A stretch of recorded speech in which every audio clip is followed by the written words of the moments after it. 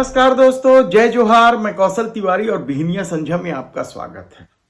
प्रदेश में कानून व्यवस्था की बदहाल स्थिति को लेकर छत्तीसगढ़ के मुख्यमंत्री विष्णुदेव साय ने 2 बार बैठक कर डाली। एक बार कलेक्टर एसपी कॉन्फ्रेंस की, तो कल उन्होंने अपने निवास में ही पुलिस अधिकारियों को बुलाकर बैठक की और बैठक में सख्त कार्रवाई करने के निर्देश दिए। लेकिन दूसरी तरफ प्रदेश में कानून व्यवस्था की बदहाल स्थिति को लेकर कांग्रेस बेहद मुखर है। जंगल राज में तब्दील होने की स्थिति में पहुंच चुकी कानून व्यवस्था को लेकर भले ही गृह मंत्री विजय शर्मा कांग्रेस पर झूठ बोलने का आरोप लगाए, लेकिन हकीकत तो यह है कि कानून व्यवस्था की स्थिति बेहद ही नाजुक स्थिति में पहुंच गई है। कल राजधानी में 20 लाख की लूट हुई थी कमल विहार में। उसके आरोपी अभी तक नहीं पकड़ाए गए और अब कारण जो सामने आ रहे हैं वह पुलिस की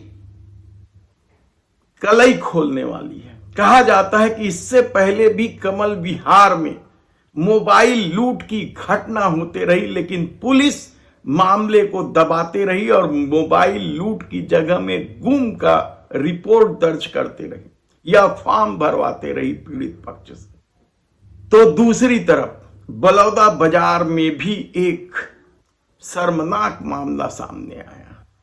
सर्वे के नाम पर पहुंचे 2 लोगों ने एक पटवारी के घर पहुंचकर बंदूक और दूसरे धारदार हथियार टिकाकर लूट को अंजाम दिया। लाकर की चाबी मांगी गई, महिला के हाथ पैर बांध दिए गए और इसके बाद भी पुलिस अब सीसीटीवी फुटेज खंगाल रही है। लेकिन दूसरी तरफ क्या लोग ही त्रस्त हैं? क्या कांग्रेस ही आरोप लगा रहे हैं? यह सवाल इसलिए उठ रहा है क्योंकि अब फिर से एक भाजपा विधायक ने पुलिस की कार्य प्रणाली को लेकर न केवल सवाल उठाया बल्कि जमकर गरियाया, कहा जाए तो गलत नहीं होगा। यह विधायक कौन है हम बताए, उससे पहले बता देते हैं कि इससे पहले रायपुर के सांसद बृजमोहन अग्रवाल ने भी पुलिस की कार्य प्रणाली को लेकर सवाल उठा चुके हैं। घटना मॉब लिंचिंग की थी महानदी पुल पर, और इस मॉब लिंचिंग की घटना में जब भारतीय जनता पार्टी से जुड़े या हिंदूवादी संगठन से जुड़े लोगों पर ही मॉब लिंचिंग का आरोप लगाते हुए पुलिस ने एफआईआर दर्ज कर ली थी, तो रायपुर सांसद बृजमोहन अग्रवाल ने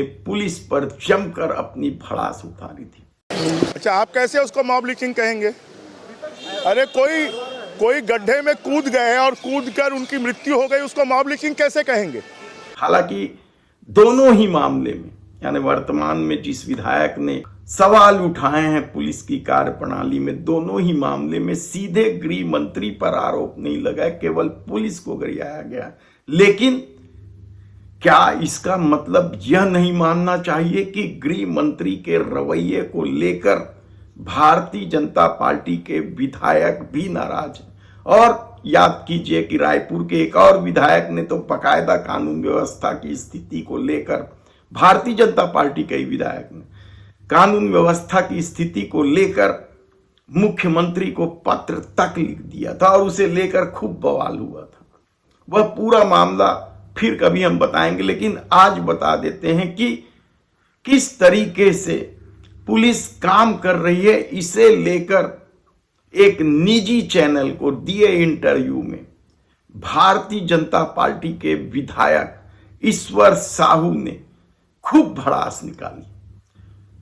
हालांकि भड़ास की एक बड़ी वजह उनके पुत्र के खिलाफ हुई मारपीट का आरोप हो सकता है, जिस पर एफआईआर दर्ज हुआ। यह अलग बात है कि इस एफआईआर को काउंटर करने के लिए विधायक ईश्वर साहू के पुत्र की रिपोर्ट पर जो पीड़ित पक्ष है उनके खिलाफ भी लूट का मामला दर्ज कर दिया गया, जबकि पीड़ित पक्ष आदिवासी है, उसे जाति सूचक गाली दी गई थी, वह मामला भी दर्ज है।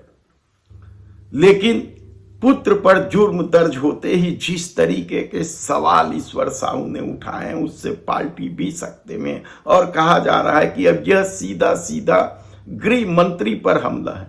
गृह मंत्री पर हमला तो बृजमोहन अग्रवाल के उस बयान पर भी था कि ऐसे कैसे किसी पर मां ब्लीचिंग की रिपोर्ट दर्ज की जा सकती है, और इसके बाद इस मामले को डाइल्यूट करने की कोशिश की गई थी।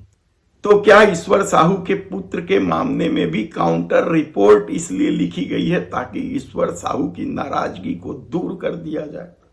क्या सचमुच प्रदेश में अचानक अपराध नहीं बढ़ गए हैं?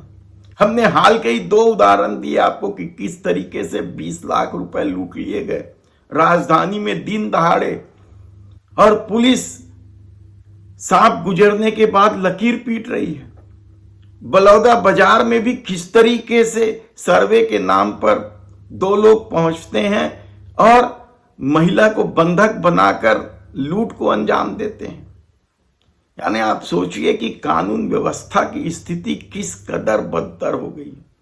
और ऐसे कई घटनाएं हैं जिसमें अपराध होने के बाद उपजे जन आक्रोश को दबाने में पुलिस नाकामयाब रही है। ऐसे में देखना है कि आने वाले दिनों में, अभी तो खैर चुनाव है, और चुनाव के दौरान विजय शर्मा के इस्तीफे या मुख्यमंत्री द्वारा उनसे इस्तीफा ले लेने की बात करना ही बेमानी है। जो कुछ होगा चुनाव के बाद होगा। लेकिन प्रदेश की कानून व्यवस्था को लेकर अब जब भारतीय जनता पार्टी के विधायक ही सवाल उठाने लगे हैं, पुलिस की कार्य प्रणाली को लेकर भारतीय जनता पार्टी के विधायक ही संतुष्ट नहीं है, तो आप समझ सकते हैं कि प्रदेश में कानून व्यवस्था की स्थिति क्या है।